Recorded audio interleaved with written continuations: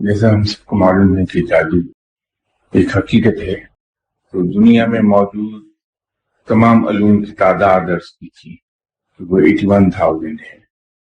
جادو بھی انہیں میں سے ایک ہے۔ اس کے وجود کا ثابت ہونا آپ صلی اللہ علیہ وسلم کی ذات مبارک سے بھی ثابت ہے۔ آپ پر جادو کا اثر ہوا تھا، اور اس کے ساتھ ہی اللہ تعالیٰ نے اس کے توڑ کے لیے صورتوں کے بارے میں ارشاد فرما دیا ہے تاکہ یہ صورتیں پڑھ کر سنی جائیں۔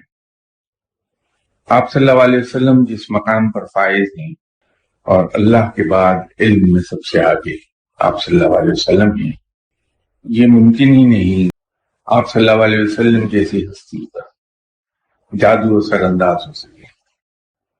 یہ جو آپ صلی اللہ علیہ وسلم کی ذات مبارک پر جادو کا اثر تھا، یہ بھی در حقیقت امت کی تعلیم کے لیے ایک ذریعہ بنا کہ گرچہ جادو دوسرے علوم کی طرح ایک علم ہے، موجود ہے، لیکن اس سے خوف زدہ، اس سے پریشان ہونے کی ہمارے پاس کوئی وجہ نہیں ہے کہ رب تعالیٰ نے اس کا توڑ بتا دیا ہے، اور وہ توڑ ایسا ہے کہ جس کا تجربہ کر کے دکھایا۔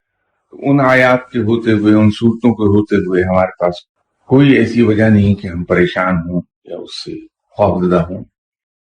اگر ہم میں سے کسی بھائی پر کبھی خدا نخواستہ جادو ہو جائے تو صورتیں پڑھ کے اپنے اوپر دم کر لے 7 مرتبہ، انشاءاللہ تعالیٰ 3 دن میں اس کا زور ختم۔